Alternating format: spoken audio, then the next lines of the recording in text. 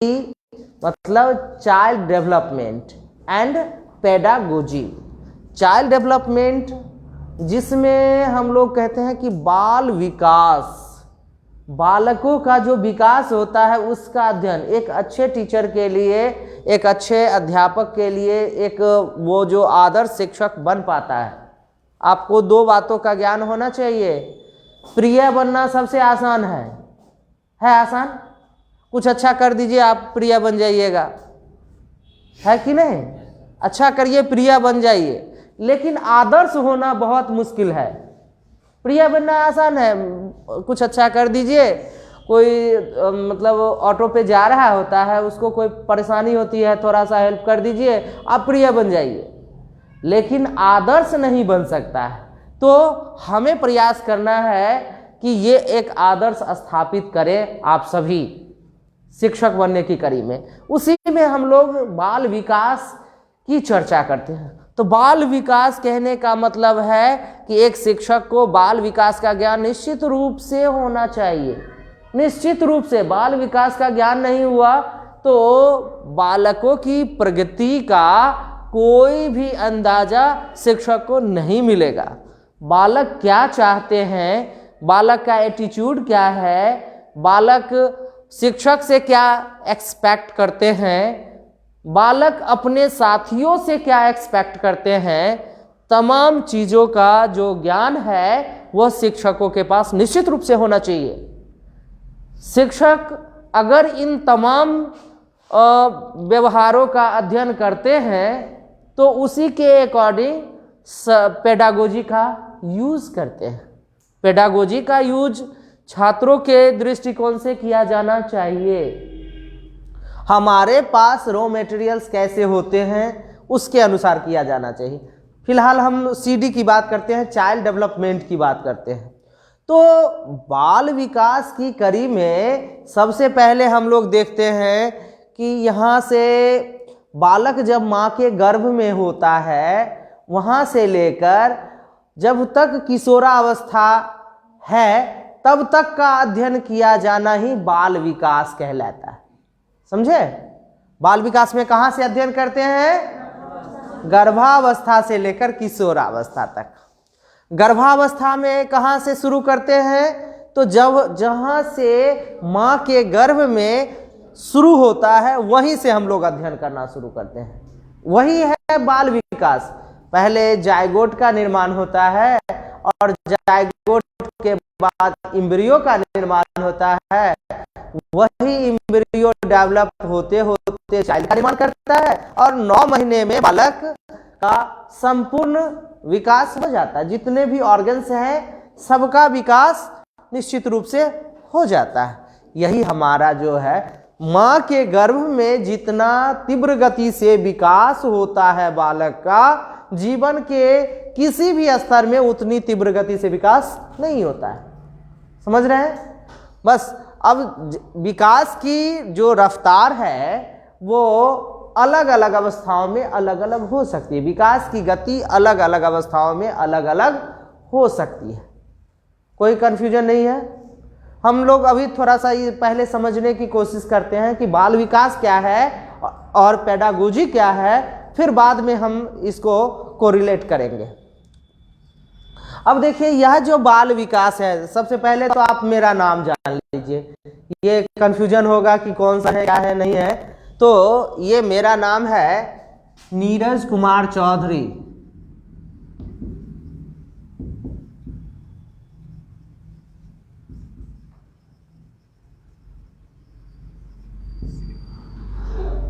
Neeraj Kumar Chaudhary, Neeraj sir के नाम से मैं जाना जाता हूँ।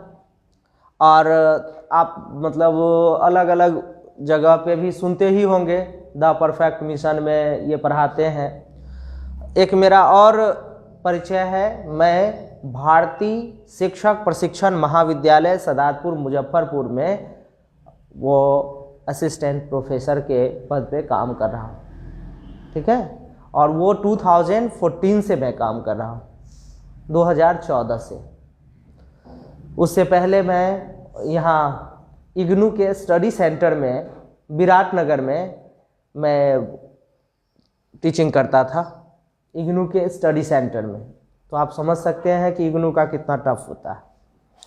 अब आगे हम लोग बात करें कि बाल विकास। तो बाल विकास में माँ के गर्भ से लेकर और किशोरावस्था तक की अवधि को बाल विकास के रूप में अध्ययन किया जाता है।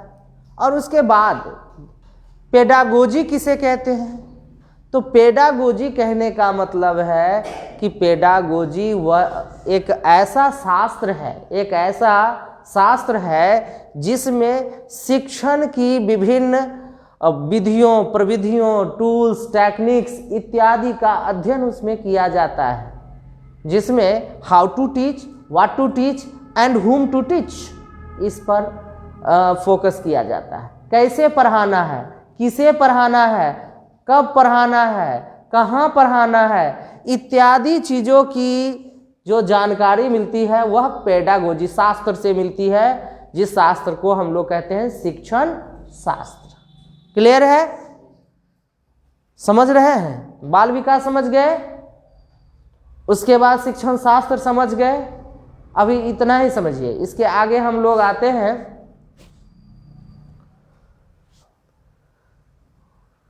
इसको थोड़ा और कर दे बड़ा।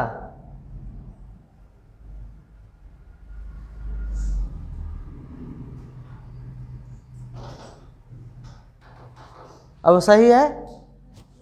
अब देखिए, देख लीजिए आप लोग, अब सही है?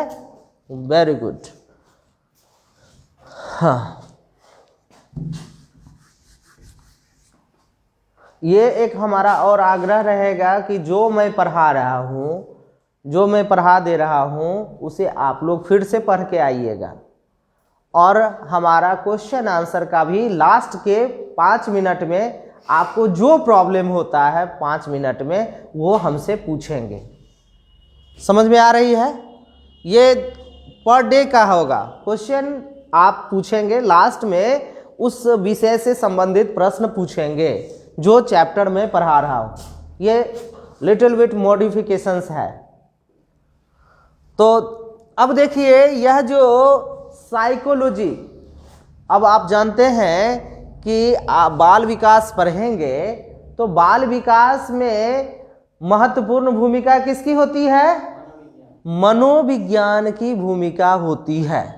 तो थोड़ा सा हम मनोविज्ञान पे फोकस करने की कोशिश करें। यह जो मनोविज्ञान है वह क्या है? मनोविज्ञान क्या है और इसकी उत्पत्ति किससे हुई है? मनोविज्ञान की उत्पत्ति के बारे में हम लोग जानेंगे। ओरिजिन ऑफ साइकोलॉजी, यह ओरिजिन क्या है, कहाँ से इसकी उत्पत्ति हुई है? आप सब जानते होंगे, फिलॉसफी के बारे में जानते हैं। फिलॉसफी के बारे में जानते हैं? फिलॉसफी दर्शन शास्त्र, फिलॉसफी का हिंदी होता है दर्शन शास्त्र। दर्शन शास्त्र है कि हम किसी को किस प्रकार से देखते हैं, उसका एक दर्शन होता है। दर्शन का मतलब देखना, दर्शन करना, देखना। तो दर्शन जो होता है वो फिलॉसफी 2 वर्ड से बना होता है, फिलो एंड सोफिया। मतलब ज्ञान से, प्रेम से जब हम ज्ञान प्राप्त करते हैं, प्रेम से ज्ञान प्राप्त करना, एकदम मन से, प्रेम से, मतलब क्या है कि ज्ञान प्राप्त करते हैं तो हमारी अपनी रुचि होती है और मज़ा आता है, वह क्या है? फिलॉसफी है। और फिलॉसफी से ही मनोविज्ञान की उत्पत्ति हुई है। क्लियर? मनोविज्ञान विषय की उत्पत्ति किस विषय से हुई है? फिलॉसफी से हुई है। और फिलॉसफी में हम किसी भी चीज़ों को 4 भाग में बांटकर अध्ययन करते हैं। फिलॉसफी में किसी भी चीज़ों को हम 4 भाग में बांटकर अध्ययन करते हैं, जिसको हम लोग मीमांसा के रूप में जानते हैं। और यह जो मीमांसा होती है, जिसे हम लोग तत्व मीमांसा, दूसरा है ज्ञान मीमांसा, तीसरा है मूल्य मीमांसा और चौथा है तर्क मीमांसा। समझ रहे हैं? पूरा फिलॉसफी को यही 4 भाग में बांटकर अध्ययन करते हैं। समझ रहे हैं? तो लेकिन क्या है, हमारा यह सब्जेक्ट फिलोसफिकल तो है नहीं, सिर्फ हमने इसलिए आपको ये बताया है कि फिलॉसफी की चर्चा हुई है इसीलिए। अब तत्व मीमांसा ही बहुत बड़ा है, ज्ञान मीमांसा बहुत बड़ा है, मूल्य मीमांसा बहुत बड़ा है, और तर्क मीमांसा भी कोई कम नहीं है। इस सब पे 10-10 क्लास हो सकता है तत्व मीमांसा पे। लेकिन अभी क्या है, हम लोग का एकदम फोकस किस पर है, CTET, समझ रहे हैं, उसी पे फोकस है। Central teachers eligibility test, how to fetch maximum marks, कैसे हम मैक्सिमम मार्क्स प्राप्त करें, इसी पे हम लोग फोकस करते हैं। अब देखिए, यह जो मीमांसा है, तो हम मीमांसा का अध्ययन नहीं करेंगे, सिर्फ ये जानते हैं कि फिलॉसफी का जो अध्ययन किया जाता है वह 4 भागों में बांटकर अध्ययन किया जाता है। उसके बाद हम लोग दूसरी बात पे बात करें कि फिलॉसफी से ही किसका ये निर्माण हुआ है, साइकोलॉजी का। अब देखिए, यह जो साइकोलॉजी है वर्ड, ये जो साइकोलॉजी वर्ड है कैसे है,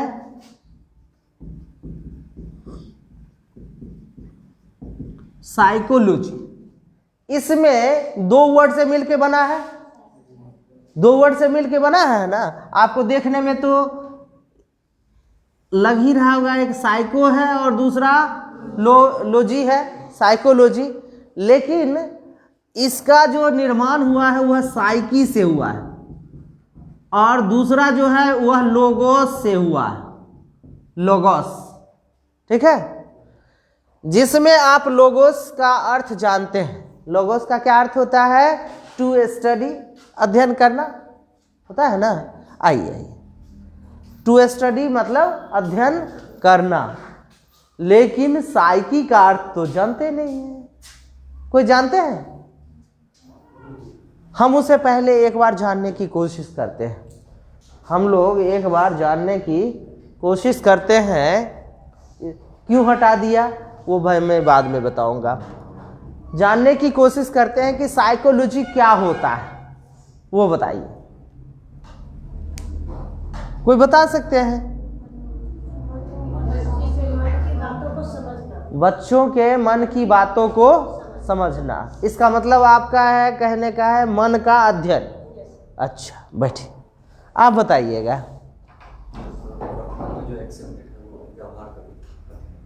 वो नहीं, आप अपने अनुसार बता रहे हैं, ठीक है बैठिए। हाँ, और बताइए, कोई और बताइए। देखिए, इसमें कोई हेजिटेशन नहीं होना चाहिए। ये जो फाउंडेशन बैच है, अच्छा, वो अभी पहले जो मैंने वो स्लाइड दिया था उसी से आप देख के बता रहे हैं। थोड़ा सा था, लेकिन स्लाइड से देख के बताया है। बैठिए, कोई बात नहीं, सही है। अभी वर्तमान में जो चल रहा है उसकी चर्चा मैं अभी करूंगा। फिलहाल मैं कर रहा हूं कि यह जो साइकी वर्ड है, इस साइकी वर्ड का मीनिंग समय समय पर चेंज होता रहा है। यह जो साइकी वर्ड है, इस साइकी वर्ड में हम लोग आते हैं। ये जो साइकी वर्ड है, इसका मीनिंग समय समय पे चेंज होता रहा है। सबसे पहले शुरुआत में इस साइकी का मीनिंग आत्मा का विज्ञान रहा था। अब ये आत्मा क्या है भाई, सुनने में थोड़ा सा लगता है ना, सर आत्मा क्या है, आत्मा क्या है, बताइए। इसमें से आत्मा को किसी ने देखा है? कोई नहीं देखा है। कोई बताइए तो, आत्मा देखा है? अदृश्य होता है, मतलब आत्मा होती है पर अदृश्य होती है। अच्छा, आत्मा का रूप कैसा होता है? आत्मा का कैसा रूप होता है? कैसा? निराकार है। अच्छा, आत्मा का रंग कैसा है?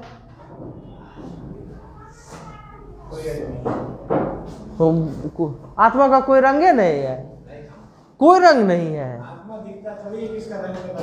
अच्छा अच्छा, मतलब अभी तक कंक्लूजन में आया कि आत्मा को हमने नहीं देखा है, आत्मा का कोई रूप नहीं है, कोई आकार नहीं है। अच्छा एक बात बताइए, जब हम परिभाषा किसी का देते हैं तो परिभाषा का जो हर वर्ड है उसका अर्थ होता है, पर यहाँ आत्मा का अर्थ ही निश्चित नहीं है। तो फिर आत्मा का अध्ययन क्यों? आत्मा का अध्ययन क्यों? आत्मा को जब हमने देखा ही नहीं, ना रंग है, ना रूप है, ना आकार है, ना प्रकार है, कुछ है ही नहीं, तो फिर हम इसका अध्ययन कैसे करेंगे? समझ सकते हैं इसका अध्ययन हम कैसे करेंगे? इसलिए सो दैट हम लोग ये समझने की कोशिश करेंगे कि आत्मा का अध्ययन फेल्योर हो गया, लेकिन शुरुआत में साइकी का अर्थ आत्मा का अध्ययन ही था। क्लियर? देखिए साइकी का अर्थ आत्मा का अध्ययन था, और इसके जो समर्थक थे वह प्लेटो, अरस्तु, डेकार्टे थे। कौन कौन थे? आत्मा का जो अध्ययन है इसके समर्थक प्लेटो, अरस्तु और डेकार्टे। कोई कंफ्यूजन है? शुरुआत में ये देखिए, कब आत्मा शब्द की स्पष्ट व्याख्या नहीं होने के कारण 16वीं शताब्दी के अंत में, मतलब 16वीं शताब्दी में आत्मा का अध्ययन था, वो मनोविज्ञान की परिभाषा के रूप में। धीरे धीरे धीरे धीरे इसका विरोध शुरू हो गया। विरोध किस बात पे शुरू हुआ? कि आत्मा कुछ है ही नहीं, ना रंग है, ना रूप है, ना आकार है, प्रकार है, कुछ है ही नहीं, तो फिर आत्मा का अध्ययन क्यों? तो हुआ कि मनोविज्ञान जो वर्ड है, ऐसे देखिए मनोविज्ञान ये वर्ड है, इसमें मन एक है और दूसरा है विज्ञान। तो यह मन क्या है? इसी परिभाषा के मतलब संधि विच्छेद के आधार पर उसकी परिभाषा दी गई, मन का विज्ञान। अब मन का विज्ञान, मन का विज्ञान, मन या मस्तिष्क का विज्ञान, मन मस्तिष्क का विज्ञान कहा जाने लगा। तो यह मन या मस्तिष्क क्या है, मन क्या है, इसकी जो परिभाषा मतलब ये इसके समर्थक कौन थे?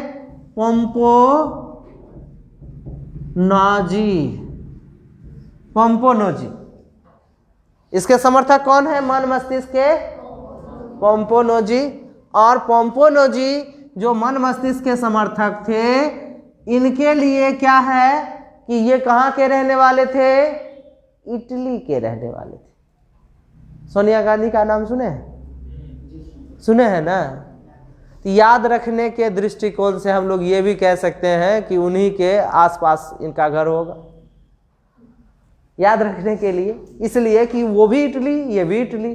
तो एक लैंडमार्क जैसे होता है ना, चिन्ह होता है याद करने का, वैसे कह सकते हैं। पोम्पोनोजी कहाँ के रहने वाले थे?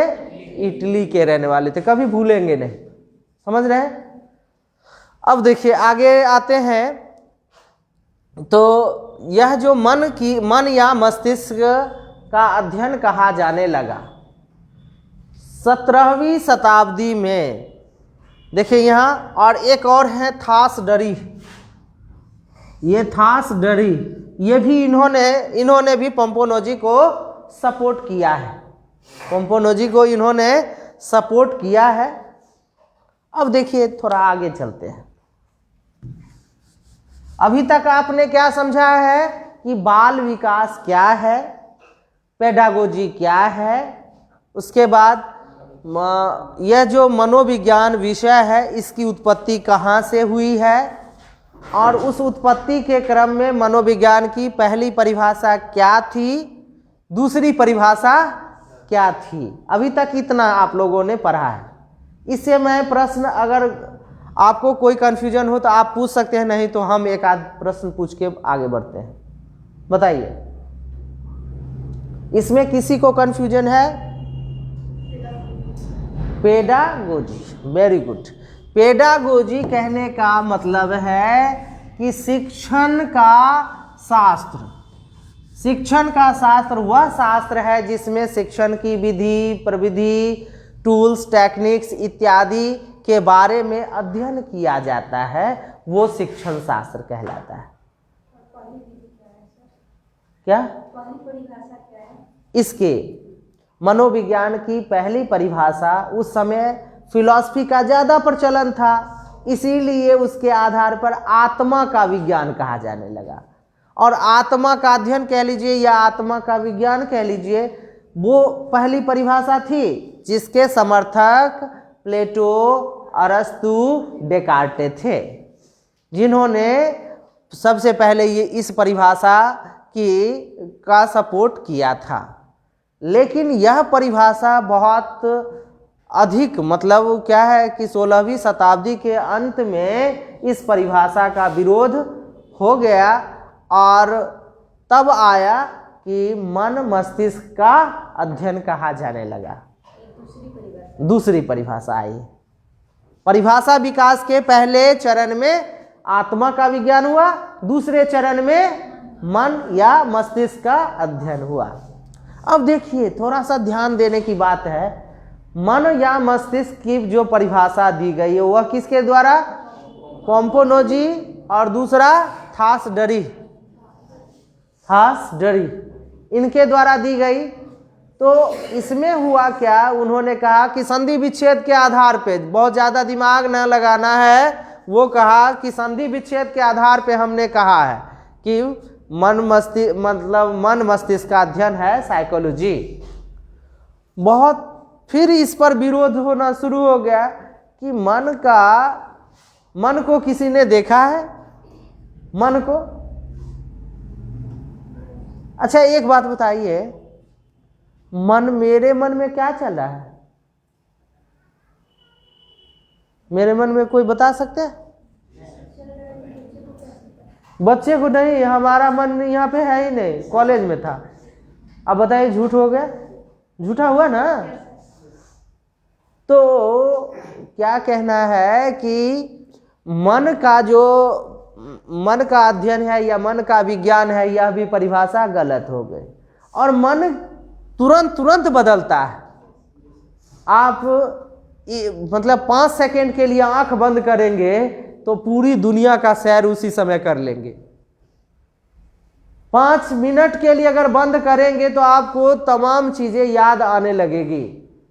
आज कल कहाँ गए थे, परसों कहाँ गए थे, क्या जरूरत है, नहीं है, सब कुछ उतने देर में यादें आने लगेगी। इसलिए क्या है कि मन का अध्ययन भी बहुत ज़्यादा नहीं चला। तो पहले चरण में आत्मा, दूसरे चरण में मन या मस्तिष्क, तीसरे चरण में चेतना। अब देखिए, चेतना की बात हम लोग करते हैं। कोई व्यक्ति कितना कॉन्शियस है, किसी से भी पूछ लीजिए, आप कहीं भी चले जाइए, एक प्रश्न पूछिएगा कि अच्छा आप बताइए तो आप कैसे व्यक्ति हैं, किस प्रकार के व्यक्तित्व के व्यक्ति हैं, वो तुरंत देर कहेगा कि मैं अच्छा हूं, चाहे वह कितना भी गलत क्यों ना हो। सबसे पहला सेंटेंस होगा कि मैं अच्छा हूं। तो फिर आप कहेंगे कि सर आप कह रहे हैं कि अच्छे हैं, पर आपने तो ये सब किया है। तो उसका स्टेटमेंट अलग होगा कि वो मैंने किया है अलग है। मैं अगर कोई आपराधिक प्रवृत्ति का होगा, उससे पूछिएगा तो वो कहेगा, वो जो कर रहा है उसको सही साबित करने की कोशिश करेगा, जो मैं सही कर रहा हूँ, आप गलत हैं, आप हमें बता रहे हैं आप गलत हैं, मैं सही कर रहा हूँ। अर्थात हर व्यक्ति अपने आप को अच्छा कहता है। अब उसमें हम अगर कहें कि आप की चेतना सही है, तो चेतन अवस्था में है, हाँ सर बिल्कुल चेतन अवस्था में है सर, सब कुछ है चेतन अवस्था में। मतलब क्या है कि दूसरा व्यक्ति जो इन्वेस्टिगेशन करता है वह सही सही जानकारी आपके बारे में प्राप्त नहीं कर सकता। समझ रहे हैं? चेतना कहने का मतलब है कि हम कितने ज़्यादा किसी भी फैक्ट के प्रति सजग रहते हैं, वह है चेतना। आप नहीं भी सजग रहते हैं लेकिन आप अपने आप को दिखाने की कोशिश करते हैं, मैं सजग हूँ, मैं चेतन की अवस्था में हूँ, तो आपके बारे में जब कोई व्यक्ति अध्ययन करेगा तो वो तो यही कहेगा, पर आप सजग नहीं है, कॉन्शस नहीं है। एक हम एग्जाम्पल लेते हैं कि एक हिंदी में या हिंदी वाले टीचर पढ़ा रहे थे और वो पढ़ा रहे थे कि देखो इंग्लिश में दो तरह के वचन होते हैं, सिंगुलर और प्लूरल। हिंदी में भी दो होते हैं, सिंगुलर और प्लूरल। संस्कृत में 3 होते हैं, एक वचन, द्विवचन, बहुवचन। उर्दू में 2 होते हैं। इस तरह से उन्होंने बताया, पूरा बताया। पीछे बैठने वाले बच्चे, वो उनसे पूछा गया, सर बता दीजिए, पीछे वाले बच्चे जो सुन रहे थे उनसे पढ़ाने वाले शिक्षक ने पूछा कि बेटा बताओ कितने वचन होते हैं? तुरंत वो खड़ा हुआ, कहा जी गुरुजी 3 वचन होते हैं। टीचर खुश, बच्चा तो कह दिया कि 3 होते हैं। अच्छा एक काम करो, बता दो इन सभी को कि 3 होते हैं तो कौन कौन होते हैं? कहा एक वचन, बहुवचन, अमिताभ बच्चन।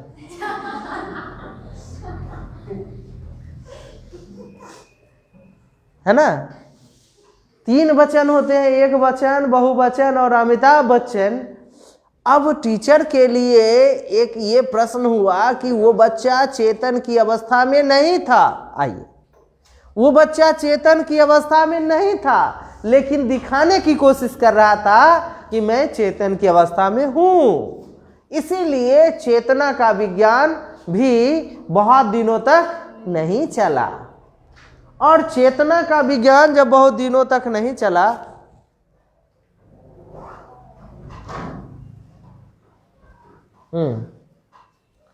तो यहां देखिए 19वीं शताब्दी में विलियम वुंट, देखिए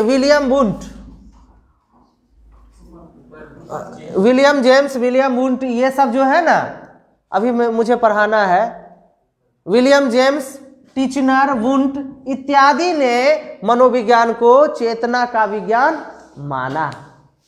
कोई दिक्कत है? विलियम वुंट ने, विलियम जेम्स ने, और एक तीसरा कौन सा है? टीचनर। इन्होंने यह माना कि मनोविज्ञान चेतना का विज्ञान है। लेकिन एक बात पर हम लोग ध्यान रखें कि चेतना, हम दूसरों के बारे में कितनी भी चेतना बताएंगे वह सही नहीं होती है। वह व्यक्ति कितना, अभी मैंने एक एग्जाम्पल बताया, वो तो लग रहा था कि सही में वो उसका ध्यान यहाँ है, पर ध्यान होता है कहीं दूसरे जगह पे, कहीं ध्यान होता है दूसरे जगह पे। तो इसलिए क्या है कि हमारा कंसंट्रेशन भी उसी पॉइंट पे हो। चेतना का विज्ञान भी लेकिन गलत हो गया। अब थोड़ा सा और आगे आपने कहिएगा कि सर मन भी, आत्मा का विज्ञान गलत हो गया, मन का विज्ञान गलत हो गया, चेतना का विज्ञान कुछ सही हो ही नहीं रहा है। आखिर सही क्या है? आपके मन में एक प्रश्न उठेगा ना, आपके मन में एक प्रश्न आएगा कि सर चेतना गलत है, मन गलत है, फिर आत्मा गलत है, तो फिर सही क्या है? तो 20वीं सदी में एक ये आया कि मनोविज्ञान व्यवहार का अध्ययन है। समझ में आई बात? 20वीं सदी में यह परिभाषा के रूप में आया कि मनोविज्ञान व्यवहार का अध्ययन है। विलियम मैकडूगल का नाम सुने होंगे, विलियम मैकडूगल का नाम सुने हैं, सभी पढ़े होंगे तो विलियम मैकडूगल का नाम निश्चित रूप से सुने होंगे। विलियम मैकडूगल ने क्या कहा कि मनोविज्ञान की सबसे पहले आत्मा चली गई, मनोविज्ञान की सबसे पहले आत्मा चली गई, फिर मन चला गया, फिर चेतना चली गई और वर्तमान में व्यवहार का अध्ययन ही बच गया है। वही मनोविज्ञान की परिभाषा है। समझ में बात आ गई? तो विलियम मैकडूगल ने इसको अच्छे से डिफाइन किया।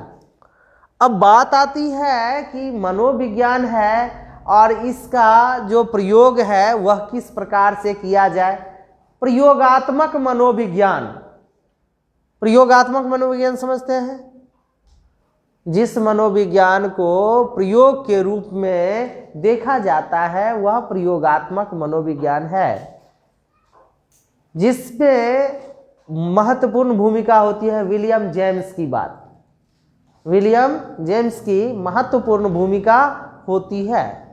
लेकिन थोड़ा सा हम लोग और आगे चलेंगे कि यह जो मनोविज्ञान है, मनोविज्ञान की सबसे पहली प्रयोगशाला की स्थापना जर्मनी के लिपजिंग शहर में, लिपजिंग समझते हैं?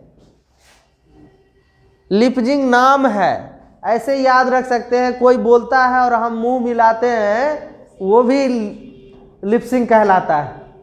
कोई बोल रहा होता है, जैसे एग्जाम्पल देखेंगे, आप सभी ने मूवी देखी होगी, मूवी देखी होगी, तो वो जो अभिनय करने वाला होता है, हीरो होता है या फिर अभिनेत्री होती है, हीरोइन होती है, तो वो दोनों किसी भी म्यूजिक पे गाती नहीं है, गाने वाले कोई दूसरे होते हैं। उसका काम होता है सिर्फ लिपसिंग करना।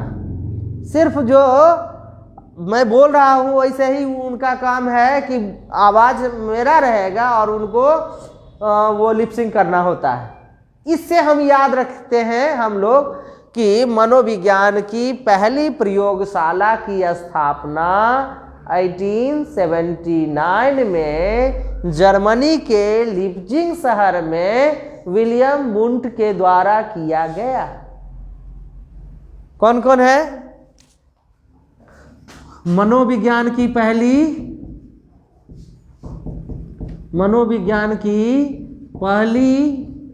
प्रयोगशाला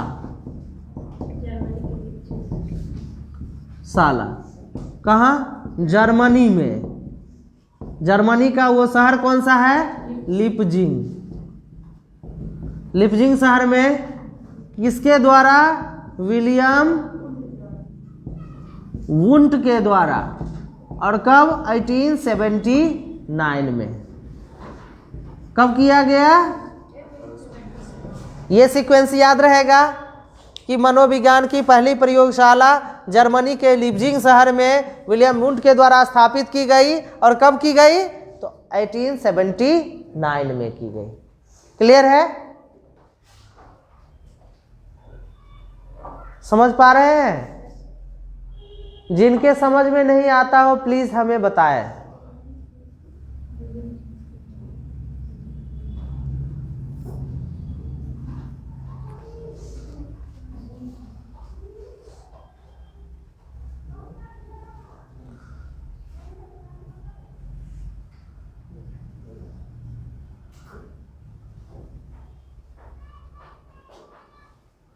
अब देखिए,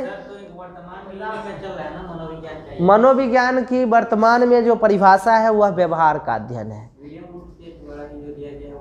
व्यवहार देखिए, विलियम वुंट के द्वारा जो विलियम वुंट या विलियम जेम्स के द्वारा दिया गया है वह व्यवहार का अध्ययन नहीं दिया गया है, वो दिया गया है चेतना का, जो अभी नहीं चल रहा है। अभी चल रहा है ये व्यवहार का अध्ययन चल रहा है। मनोविज्ञान की अभी वर्तमान में जो परिभाषा है वह है व्यवहार का अध्ययन।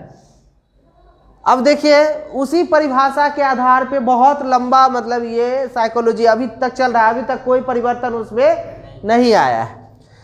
इसके आधार पे ही क्या बोलिए, कोई कंफ्यूजन हो, कोई दिक्कत हो तो जरूर पूछें। मनोविज्ञान की पहली प्रयोगशाला की स्थापना विलियम वुंट के द्वारा किया गया। और कहाँ किया गया? तो जर्मनी के लिपजिंग शहर में किया गया। ठीक, जैसे आपका कोचिंग कहाँ स्थित है? तो आप कहिएगा बिहार के मुजफ्फरपुर जिले में पावर हाउस चौक पे स्थित है। नहीं, वैसे ही यहाँ पे जर्मनी में कहाँ? तो लिपजिंग शहर में की गई थी। और कब की गई थी? तो 1879 में की गई थी। कोई कंफ्यूजन है? अब यहाँ तक जो पढ़ाया गया है इससे थोड़ा सा हम लोग बात कर लें क्या?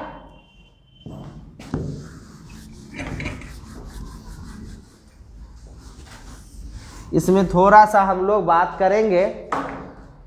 अब देखिए कि 4-5 प्रश्न अभी तक जो हमने पढ़ाया है उसको एक बार हाईलाइट के रूप में देख लेते हैं।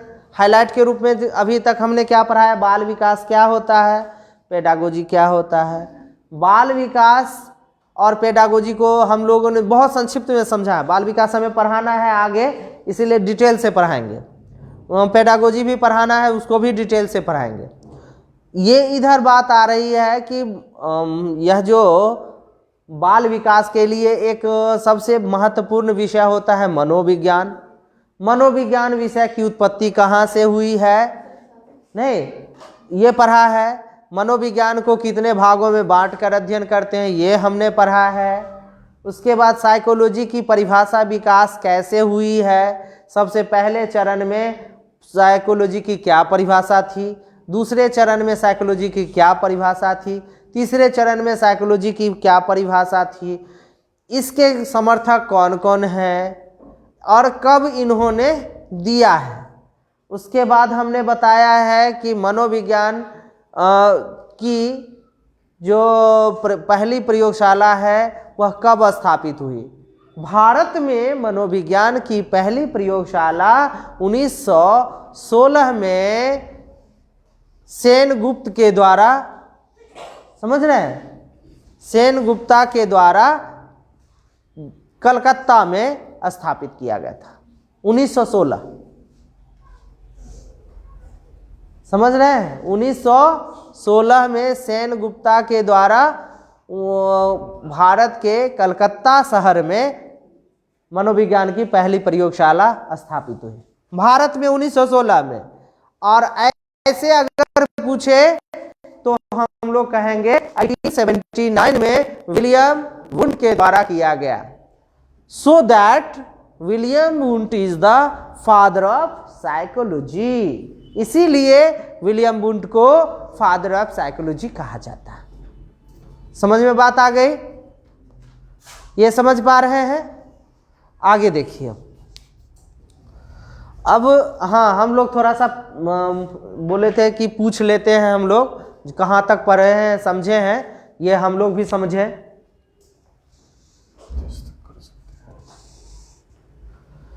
तो हम लोग ये समझने की कोशिश करें कि बताइए, सब लोग तो समझे हैं, हम किसी से पूछ सकते हैं, कोई कन्फ्यूजन नहीं है। चलिए आप सबसे पीछे बताइए। हाँ बताइए, कोई बात नहीं, आप बताइए। क्वेश्चन है कि मनोविज्ञान की पहली परिभाषा क्या दी गई थी?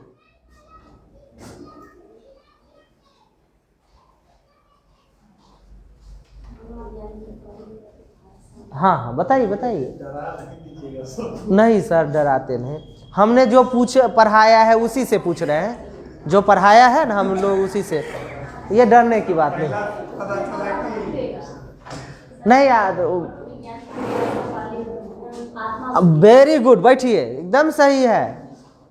चलिए आप बताइएगा, मनोविज्ञान की पहली परिभाषा के जो समर्थक हैं वो कौन है? समर्थक याद नहीं है, वो पढ़ने की चीज़ है। मनोविज्ञान की जो पहली परिभाषा दी गई, छोड़ दीजिए, दूसरी परिभाषा क्या दी गई? बहुत बढ़िया, बैठिए, आप बताइएगा।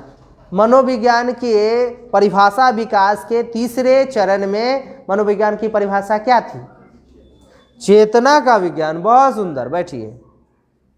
बाल विकास में कहाँ से कहाँ तक अध्ययन किया जाता है? वेरी गुड, बैठिए। पेडागोजी क्या होता है वो बताइए।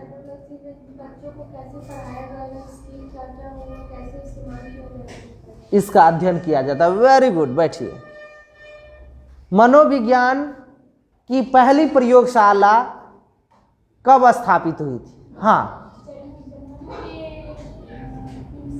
लिपजिंग शहर में। हाँ, कब स्थापित हुई थी? 1879 में। बहुत बढ़िया। अच्छा, 1879 में मनोविज्ञान की पहली प्रयोगशाला किसके द्वारा स्थापित हुई थी बताइए। वेरी गुड, बैठ जाइए, एकदम सही है।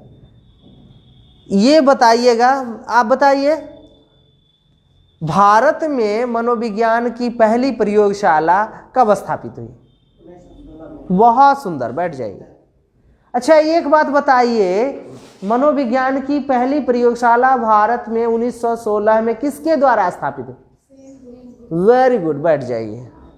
अच्छा, एक बात बताइए, सेनगुप्त, हाँ, कोलकाता शहर में। तो इस तरह से हमें लग रहा है कि आप लोग समझ रहे हैं। नहीं समझते तो आंसर नहीं देते, समझ रहे हैं। और एक बात ये बताइए कि किसने कहा है तुम मुझे एक बालक दो और उसे मैं उसे जैसा बनाना चाहता हूं बना दूंगा? ये चीटिंग है ना, अगर बताया था। हाँ, तो इसका भी चेक कर लिया मैंने कि इसका उपयोग आप करते हैं या नहीं। अब देखिए, ये 20वीं शताब्दी में मनोविज्ञान को व्यवहार का विज्ञान माना गया और आज तक यही परिभाषा प्रचलित है। व्यवहार का विज्ञान मानने वाले प्रमुख वैज्ञानिक कौन कौन है? वाटसन है, वुडवर्थ है, स्किनर है, मैकडूगल है, थॉर्नडाइक है। कौन कौन है? देखिए, वाटसन है, वुडवर्थ, स्किनर, मैकडूगल और थॉर्नडाइक। ये व्यवहार का जो अध्ययन है उसके समर्थक हैं, समझ रहे हैं। व्यवहार का अध्ययन के समर्थक ये हैं वाटसन, वुडवर्थ, स्किनर, मैकडूगल और थॉर्नडाइक है। अब देखिए, वाटसन ने ही कहा है, क्या कहा है? तुम मुझे एक बालक दो, मैं उसे वह बना सकता हूं जो मैं बनाना चाहता हूं। समझ रहे हैं? मतलब बालक दीजिए, छोटा सा बालक दीजिए, तभी बड़ा दे दीजिएगा तो जो चाहूंगा वो नहीं हो पाएगा। इसलिए कि जब बच्चा छोटा होता है तो आप उसे जैसा चाहेंगे वैसा, जिस शेप में चाहेंगे ढालना, उस शेप में ढल जाएगा। जब उसके बुद्धि का संपूर्ण विकास हो जाता है तो फिर आप उसे जैसा चाहेंगे वैसा वो नहीं बनेगा। समझ रहे हैं? जैसा आप चाहिएगा वैसा सवाल ही नहीं उठता है कि बन पाएगा। इसलिए यह जरूरी है कि उसे बाल्यावस्था में आपके पास होना चाहिए। वुडवर्थ ने क्या कहा है? मनोविज्ञान ने सर्वप्रथम अपनी आत्मा का त्याग किया। इसका सपोर्ट उन्होंने भी किया है, मैकडूगल ने भी किया है, मैकडूगल ने भी इसका सपोर्ट किया है। वुडवर्थ ने कहा है, वुडवर्थ के अकॉर्डिंग, और बहुत वुडवर्थ का लर्निंग में बहुत ज़्यादा इम्पोर्टेंस है। वुडवर्थ का बहुत ज़्यादा थ्योरी हमें उसमें पढ़ना पड़ता है, मेमोरी में पढ़ना पड़ता है, फॉरगेटिंग में पढ़ना पड़ता है, लर्निंग के स्टेप्स में पढ़ना पड़ता है। वुडवर्थ का बहुत ज़्यादा रोल है। और वुडवर्थ हैं व्यवहारवादी हैं। वुडवर्थ कौन से हैं? व्यवहारवादी हैं। अब देखिए, वाटसन ने तो ये कह ही दिया, वुडवर्थ के अनुसार क्या हुआ कि मनोविज्ञान ने सर्वप्रथम आत्मा का त्याग किया, फिर मन व मस्तिष्क का त्याग किया, फिर उसे उसने अपनी चेतना का त्याग किया। मनोविज्ञान ने चेतना का भी त्याग कर दिया और वर्तमान में मनोविज्ञान व्यवहार के विधि स्वरूप को स्वीकार करता है। ये क्लियर हो गया? कैसे क्लियर हुआ? तो सबसे पहले आत्मा का था, उसके बाद मन का था, फिर चेतना का था, अंतिम में क्या है? व्यवहार का। वही अभी चल रहा है, समझ रहे हैं? मैकडूगल ने क्या कहा है? मनोविज्ञान व्यवहार व आचरण का विज्ञान है। व्यवहार व आचरण, हम कैसा व्यवहार करते हैं उसका अध्ययन किया जाता है, या फिर हमारा कैसा आचरण होता है उसका अध्ययन किया जाता है, वही मनोविज्ञान है। जैसे एक बालक है और वह बालक जब भी उसके घर में कोई नए व्यक्ति आते हैं तो सबसे पहले वह पैर छूता है। तो हम आचरण का अध्ययन करते हैं कि बालक निश्चित रूप से अच्छे आचरण का हो सकता है ना? या फिर जो कोई भी नए व्यक्ति हमारे घर में आए तो तुरंत वो बाइक से आए तो वो जाके बाइक पे बैठ जाएगा, चलाने लगेगा, तो निश्चित रूप से उसके बारे में कहा जाएगा ये बालक नटखट है, निश्चित रूप से कहा जाएगा। एक बालक है जो नए व्यक्ति का स्वागत करने के बजाय तुरंत पॉकेट में हाथ दे देता है, उनके पास जो पैसा होता है वही निकाल लेता है, उसके बारे में यह कहा जाता है निश्चित रूप से यह बालक अच्छे आचरण का नहीं है, इसे अच्छे आचरण की शिक्षा दीक्षा नहीं दी जा रही है। तो हमें यह इन्होंने जो स्किनर ने कहा है मनोविज्ञान, ये मतलब मैकडूगल ने कहा है मनोविज्ञान व्यवहार और आचरण का विज्ञान है। क्लियर है? समझ पा रहे हैं कि नहीं? जिनके समझ में नहीं आता हो वो बोले, बताएं हमें। I am always there with you, मैं आपके साथ हमेशा हूं। आपको अगर कोई कठिनाई हो, कोई समस्या हो तो जरूर हमसे बताएं, मैं तुरंत देन एंड देयर उसका वो निदान करूंगा। समझ रहे हैं? अब देखिए हम लोग और आगे बात करें।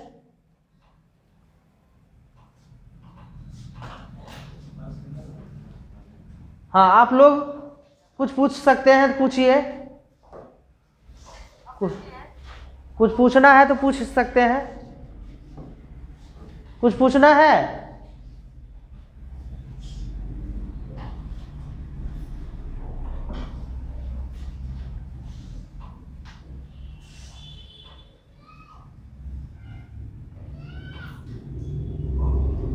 चलिए, ऑनलाइन का अभी क्वेश्चन नहीं है तो हम लोग आगे बढ़ते हैं। अब देखिए स्किनर ने क्या कहा है, मनोविज्ञान व्यवहार व अनुभव का विज्ञान है। एक एक लाइन में छोटा छोटा परिभाषा है।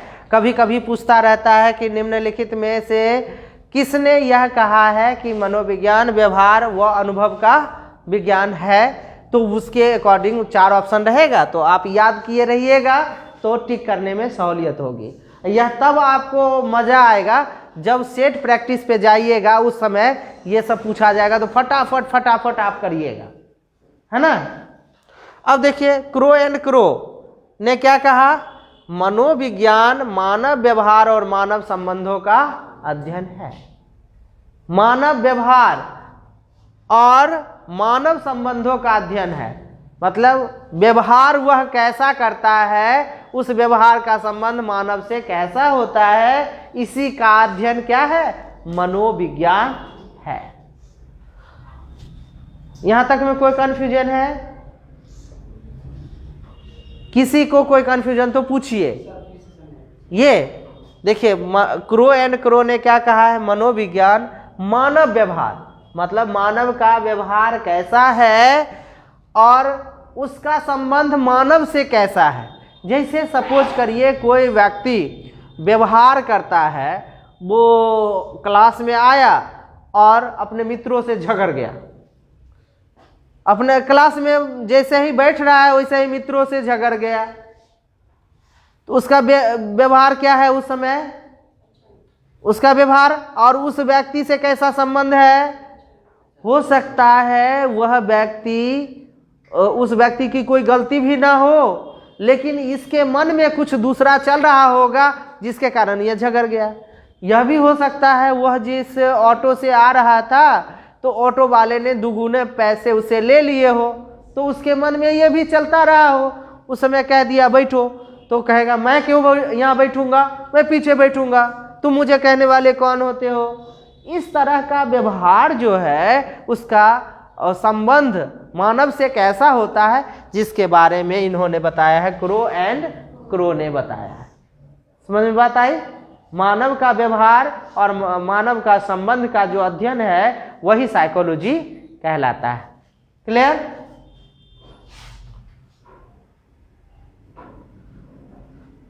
मन ने क्या कहा है, आधुनिक मनोविज्ञान का संबंध व्यवहार की वैज्ञानिक खोज से है।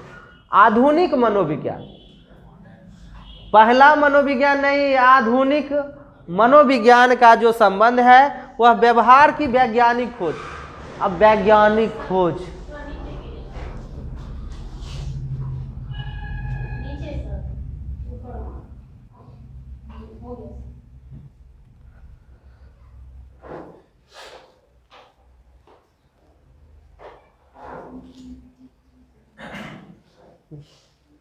कोई कंफ्यूजन हो, कोई दिक्कत हो तो पूछिए।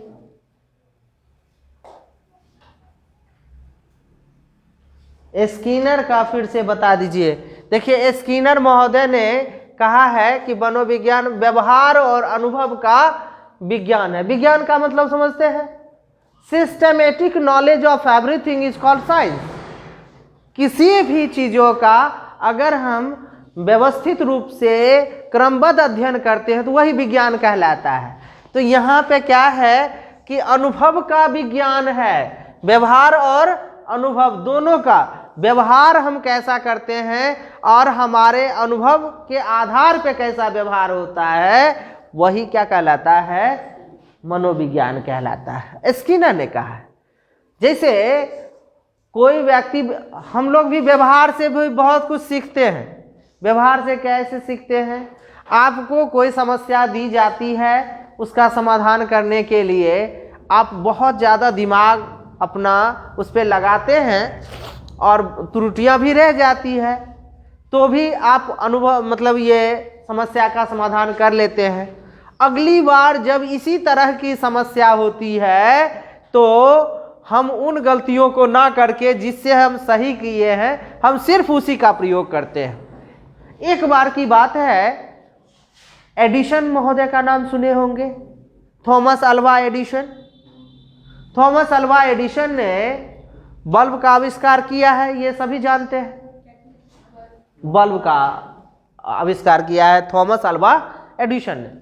थॉमस साहब से एक व्यक्ति ने पूछा कि जिस समय बल्ब का आविष्कार नहीं किया था, वो एक्सपेरिमेंट कर रहे थे उसी समय, कि थॉमस साहब आपने इतने सारे प्रयोग कर लिए, मतलब इतना सारा, एक भी आपका सफल नहीं रहा। इतना सारा प्रयोग लेकिन एक भी सफल नहीं रहा, इस पर आपका क्या कहना है। थॉमस साहब ने कहा कि देखो भाई, मैंने 1000 सफल एक्सपेरिमेंट किया। उसके मन में लगा कि 1000 सफल एक्सपेरिमेंट कैसा है, एक भी सफल नहीं हो पा रहा है और कह रहे 1000 सफल एक्सपेरिमेंट है। उन्होंने कहा कि यदि फ्यूचर में, भविष्य में कोई इस विधि से बल्ब बनाने की कोशिश करेगा तो उसे बल्ब नहीं बनेगा, ये इसीलिए हमने 1000 सफल प्रयोग किए। अर्थात क्या है कि वह जो है अनुभव का विज्ञान है, व्यवहार और अनुभव का विज्ञान है। यदि उन्होंने अनुभव नहीं किया होता तो फिर से उसे अनुभव करना होता। यही तो मनोविज्ञान है। व्यवहार कैसा है और अनुभव कैसा है, उसके आधार पे उसके संबंधों का जिक्र होता है, वही मनोविज्ञान है। एक बालक बार बार वो किसी के वाटर बॉटल की तरफ देख रहा है, बार बार देख रहा है। शिक्षक पढ़ा रहे हैं, शिक्षक पर उस बालक का ध्यान कम होता है और उसके वाटर बॉटल पे ज्यादा होता है ध्यान, बार बार उसको देख रहा है। इस तरह के प्रश्न पूछे जाते हैं। Please concentrate of your mind on my word, is it clear और नॉट? तो बालक का ध्यान बार बार उसी वाटर बॉटल की तरफ जा रहा है। इससे यह प्रतीत होता है कि बालक को पानी की आवश्यकता है, इसीलिए उस समय बालक को अविलंब पानी प्रोवाइड कराया जाए। तभी वह उस बालक को अब पढ़ाएंगे तो अब हमारी बातों पर उसका ध्यान रहेगा। यह है व्यवहार का अध्ययन है। एक बालक है जो वह पढ़ने से ज्यादा लिखना पसंद करता है, तो शिक्षक जो समझाते हैं तो वो कहता है कि बार बार उसकी एक इच्छा होती है कि शिक्षक हमें समझाए नहीं, सिर्फ लिखा दे। बाकी छात्रों का ध्यान होता है कि शिक्षक समझाएं ज्यादा और लिखाएं कम। उस छात्र का है ये एटीट्यूड है कि लिखाएं ज्यादा समझाएं कम, हमारे पास लिखा रहेगा तो हम उसे रिवीजन बार बार कर लेंगे। उस बालक का एटीट्यूड कैसा है, शिक्षा के प्रति लगाव कैसा है, तो एक ये अध्ययन बताता है कि उसके जो प्रारंभिक टीचर होंगे उस प्रारंभिक टीचर के द्वारा उसे समझाने पर ध्यान नहीं दिया गया होगा, सिर्फ लिखने पर ध्यान दिया गया था, इसीलिए बालक वैसा सोच रहा है। देखिए उसके व्यवहार से हम पहले की परिस्थिति का आकलन कर लेते हैं। एक बालक है जो विभिन्न विषयों को रख दिया जाता है, तो कभी वह गणित पढ़ता है, कभी विज्ञान पढ़ता है, कभी सामाजिक विज्ञान पढ़ता है, कभी हिंदी पढ़ता है, अलग अलग विषयों का बंटवारा करके पढ़ता है। इससे क्या प्रतीत होता है कि बालक का जो अनुभव है वह रूटीन के अनुसार पढ़ने की है, तो रूटीन नहीं है इसलिए कुछ कुछ देर उसे पढ़ लेता है। एक बालक ऐसा है कि उसके पास सारी पुस्तकें रखी है, लेकिन जब भी जाता है तो गणित की पुस्तक उठाता है और वही पढ़ने लगता है, वही बनाने लगता है, जब भी जाता है तो यही करने लगता है। इसका मतलब है कि अन्य विषयों से ज़्यादा उसके गणित के शिक्षक अच्छे थे, जिन्होंने बच्चों की रुचि बना दी और बच्चे उसी रुचि के अनुसार अध्ययन करते हैं। समझ में आ रही है? इस तरह का प्रश्न जो होता है ना, पूछा जाता है। आप देखेंगे अंडरस्टैंडिंग बेसिस पे बहुत ज़्यादा प्रश्न पूछा जाता है। और बताइए कोई दिक्कत हो तो, कोई प्रॉब्लम हो तो जरूर पूछ सकेंगे।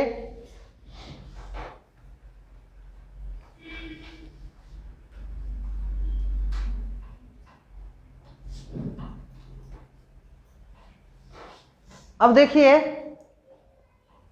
हम लोग आते हैं मन के अनुसार। तो मन समझ रहे, वैज्ञानिक खोज समझ रहे। वैज्ञानिक खोज का मतलब हमने वो जो एग्जाम्पल दिया था थॉमस अल्वा एडिसन साहब वाला, तो वो एक प्रकार का वैज्ञानिक खोज है। और वैज्ञानिक खोज का संबंध व्यवहार, मतलब यह मनोविज्ञान का संबंध व्यवहार की वैज्ञानिक खोज से होती है, जिसको मन ने बताया है। अब हम लोग देखते हैं मनोविज्ञान की शाखाएं, धीरे धीरे हम लोग चलेंगे। इसमें और कोई कंफ्यूजन है, कोई दिक्कत है तो पूछिए। कोई ऐसा टर्मिनोलॉजी जो आप नहीं समझ पा रहे, कोई ऐसा टर्मिनोलॉजी, जैसे मान लीजिए वैज्ञानिक खोज का हमने बताया ना, वैसे ही व्यवहार समझ रहे हैं, वैसे ही मनोविज्ञान समझ रहे हैं। अब मनोविज्ञान का अर्थ क्या है? व्यवहार का अध्ययन। अच्छा, एक बात आपके पढ़ाए गए अध्ययन के क्रम में हमने बताया था, उस वाटसन ने क्या कहा है, अपनी भाषा में बता दीजिए, ये नहीं कि लिखा हुआ है उसके आधार पे। वाटसन ने क्या कहा है? हाँ, जो चाहूंगा वो बना सकता हूं। बहुत सुंदर, बैठिए। यही उन्होंने कहा था। इसी को थोड़ा सेंटेंस में अलग अलग हो सकता है, लेकिन उन्होंने कहा कि तुम मुझे एक बालक दो, मैं उसे जो चाहूंगा वो बना सकता हूं। चलिए, बहुत सुंदर। एक आप बताइए, आप बताइएगा कि वुडवर्थ ने क्या कहा है। कोई बात नहीं है, वुडवर्थ ने, बैठ जाइए, वुडवर्थ ने क्या कहा है बताइए आप। हाँ बताइए, हाँ बताइए। आत्मा का त्याग करने के बाद, हाँ, ये मनोविज्ञान ने सबसे पहले आत्मा का त्याग किया, फिर मन को, मन का त्याग करने के बाद व्यवहार में भी परिवर्तन आया। नहीं, मन का त्याग किया, फिर उसकी चेतना चली गई, और वर्तमान में व्यवहार का अध्ययन ही मनोविज्ञान है। ठीक है। स्किनर ने क्या कहा है, स्किनर ने क्या कहा है बताइए। मनोविज्ञान हो व्यवहार वो अनुभव का, हाँ, व्यवहार और अनुभव का, हाँ ठीक है। तो एक एक लाइन का तो है ही, बस उसको आपस में मतलब वो पढ़ लीजिए, आपस में किसी से पूछिए। जैसे ही 5 मिनट पहले आ जाते हैं तो आपस में बातें कर लिया करिए। ये इससे क्या होगा कि आपका जो नॉलेज है वो बढ़ता चला जाएगा, है ना। अब देखिए, मनोविज्ञान की जो शाखाएं हैं, उस शाखा में सामान्य मनोविज्ञान, असामान्य मनोविज्ञान, तुलनात्मक मनोविज्ञान, प्रयोगात्मक मनोविज्ञान, समाज मनोविज्ञान, औद्योगिक मनोविज्ञान, बाल मनोविज्ञान। यह जो बाल मनोविज्ञान है हमको पढ़ना है ज़्यादा। उसके बाद प्रौढ़ मनोविज्ञान, किशोर मनोविज्ञान, विकासात्मक मनोविज्ञान, निदानात्मक, उपचारात्मक, क्लिनिकल मनोविज्ञान को पर फोकस करने की आवश्यकता है। उसके बाद देखिए शिक्षा मनोविज्ञान, शिक्षा मनोविज्ञान पर भी फोकस करने की आवश्यकता है। अब थोड़ा ध्यान दीजिएगा कि हम लोग जो पढ़ते हैं सामान्य मनोविज्ञान, क्या होता है। सामान्य मनोविज्ञान कहने का मतलब है कि सामान्य चीज़ों की जानकारी, सामान्य अनुभव की जानकारी हम लोग उससे प्राप्त कर पाते हैं। सामान्य मनोविज्ञान, सामान्य मनोविज्ञान में ही होता है बुद्धि है, विवेक है, तर्क है, चिंतन है, कल्पना है, इत्यादि का अध्ययन किया जाता है सामान्य मनोविज्ञान में। फिर असामान्य मनोविज्ञान कुछ ज़्यादा ही प्रोबेबिलिटी कर्व वगैरह ये सब होता है, इत्यादि के बारे में अध्ययन किया जाता है। उसके बाद तुलनात्मक मनोविज्ञान कहते हैं कि तुलना करते हैं कि पहले अच्छा था या अभी अच्छा है, फिर बाद में कैसा होगा। मनोविज्ञान के दृष्टिकोण से हम तुलना करते हैं। जैसे असामान्य काफ़ी मतलब वह सामान्य नहीं है, जो सामान्य नहीं है तो असामान्य होगा। प्रयोगात्मक मनोविज्ञान, प्रयोगात्मक मनोविज्ञान समझते हैं। प्रयोग के द्वारा जब हम मनोविज्ञान का ज्ञान प्राप्त कर पाते हैं उसे क्या कहते हैं, प्रयोगात्मक मनोविज्ञान। जैसे mirror dying test, mirror dying test का नाम सुने हैं, नहीं सुने हैं। साइकोलॉजी के लैब में गए हैं आप लोग कभी? साइकोलॉजी के लैब में नहीं गए तो जाइएगा। अभी जैसे जो अध्ययनरत हैं बीएड में या डीएलएड में, वो साइकोलॉजी के लैब में ज़रूर जाइएगा और उसमें कहिएगा कि सर लैब सब में है। किस कॉलेज में? पता ही होगा, सरकारी है वो तो निश्चित होगा, पर ले नहीं जाते होंगे। नहीं है, सरकारी में तो सवाल ही नहीं उठता है, वहाँ पूरी व्यवस्था होती है। होगा, जरूर होगा, पर ले नहीं जाते होंगे टीचर, ले जाना चाहिए उन्हें। मिरर डाइंग टेस्ट, देखिए मिरर डाइंग टेस्ट में होता क्या है कि आपको एक पेज दी जाती है और उस पेज पे जो मिरर में रखा रहता है उसी को देख के वैसे लिखना होता है। देखना आप जहां लिख रहे हैं वो नहीं देखना है, मिरर में देखना है फिर लिखना है। ये जो होता है इसको हम लोग कहते हैं मिरर डाइंग टेस्ट। इस तरह हाँ, उल्टा दिखता है। आप लिखिएगा तो उल्टा दिखेगा और फिर लिखने की कोशिश करते हैं उसको, ये जहां लिख रहे हैं वहां नहीं देखते हैं, हमको देखना होता है मिरर में देखना होता है, पर लिखते हैं यहाँ। उस मिरर को देखते हुए मिरर में लिखिएगा तो उल्टा लिखाएगा, लैटरल इन्वर्सन के कारण। जैसे लैटरल इन्वर्सन क्या होता है, मिरर के सामने हम जाएंगे ना तो बायां हाथ खड़ा करते हैं तो दाया दिखेगा और दाया खड़ा करेंगे तो बाया दिखेगा। इसे हम लोग कहते हैं लैटरल इन्वर्सन। तो वही यहाँ पे मिरर डाइंग टेस्ट करिएगा तो उसमें पता चलता है कि हम जब लिख रहे हैं तो उल्टा अक्षर उल्टा हो जाएगा और फिर उसी को देखना है जो उल्टा है, वो जहाँ लिख रहे हैं वहाँ देखेंगे तब तो सीधा ही हो जाएगा, वहाँ देखना ही नहीं है। बीच में एक बैरियर दी जाती है कि आप लाख चाह लीजिएगा तो यहाँ देख ही नहीं पाइएगा, देखना वही है। और तब उसके आधार पे अगर आप सही सही लिख पा रहे हैं तो वो क्या है, प्रयोग के आधार पे कि आपका ध्यान अगर कहीं दूसरे जगह भी है तो भी आप लिख सकते हैं। ये कंसंट्रेशन है, इसके लिए टेस्ट है। बुद्धि का कई टेस्ट है, बुद्धि में क्वेश्चनायर वगैरह दिया जाता है, उससे संबंधित प्रश्न भी दिए जाते हैं और फिर उसका आंसर कैसे लोग देते हैं उसके आधार पे उसकी बुद्धि निश्चित की जाती है कि यह बालक इस बुद्धि का हो सकता है। तो ये है प्रयोगात्मक मनोविज्ञान में। समाज मनोविज्ञान में है कि समाज में रहते हुए सामाजिक संबंधों में किस प्रकार की बात है, ये बालक का सामाजिक संबंध कैसा है, सामाजिक स्टेटस कैसा है, समाज में बालक कैसा व्यवहार करता है। और हम जानते हैं कि समाज का प्रभाव बालक पर निश्चित रूप से पड़ता है। बालक पर समाज का व्यवहार पड़ता है, समाज का जो प्रभाव है वह बालक पे पड़ता है और बालक का प्रभाव भी समाज पर पड़ता है। अगर समाज में दोनों के बीच जो अन्योन्य क्रिया होती है वो सही होता है तो बालक का सामाजिक प्रगति सही दिशा में जा रही है। यदि बालक और समाज में अन्योन्य क्रिया नहीं होती है तो उसी बालक को हम लोग कहते हैं एंटी सोशल। हाँ, एंटी सोशल मतलब बालक और समाज का कोई संबंध ही नहीं है। बालक समाज में रहने वाले लोगों का कोई महत्व नहीं देता है। हमें जो करना है, I am free to do all things, मैं सब कुछ करने के लिए स्वतंत्र हूँ, तो समाज ये कभी कहता ही नहीं है।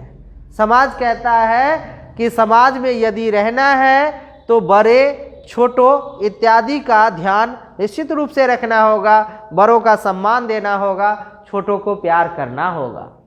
ये हमें समाज सिखाता है। तो वही है, उसका अध्ययन किस में होता है, समाज मनोविज्ञान में होता है। समाज का बहुत बड़ा प्रभाव है।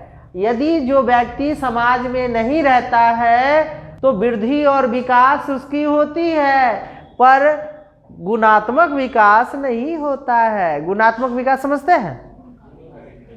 हाँ, गुणों का विकास। जैसे बालक, अभी हमारे यहाँ जो यहाँ पे बालक है वो देख लीजिए और एक जंगल में रहने वाला जो बालक है उसको देख लीजिए, दोनों में आप अंतर करिएगा, बहुत अंतर मिल जाएगा, बहुत अंतर मिलेगा।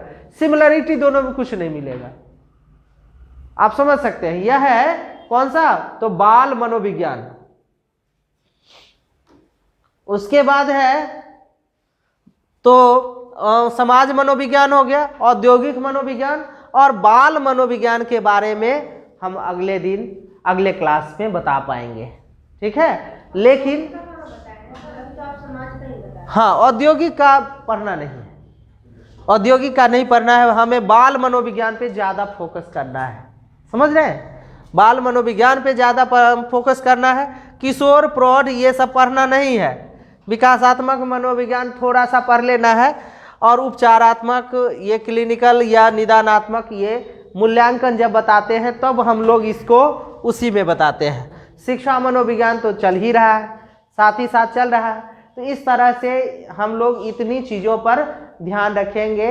लेकिन एक चीज़ इसका ध्यान रहे कि हम लोगों ने जो पढ़ा है उसको पढ़ के आएंगे और आपस में बातें भी आप लोग करिए। जो भी बात करना है इसी मैटर पे बात करिए, है ना। तो क्या है, और एक बार याद हो जाए, मतलब पढ़ लीजिए, तो उसको लिखने का प्रयास एकदम ऑटोमेटिकली करिए कि हमने क्या पढ़ा है, हमने क्या पढ़ा है, क्या सीखा है, उसको एक लाइन से कॉपी में नोट कर लीजिए फटाफट। फिर हम जब पूछेंगे तो आपका एकदम शार्पन हो जाएगा और लाइफ में कभी नहीं भूल पाएंगे। समझ में आ रही है बात? चलिए, बहुत बहुत धन्यवाद आपका। हाँ, 5 मिनट का ब्रेक है और इस ब्रेक के बाद फिर से आपका क्लास EVS चलेगा। ठीक है, EVS की तैयारी के लिए आप लोग 5 मिनट का गैप दिया जा रहा है। पानी उनी पी ले और EVS के लिए तैयार।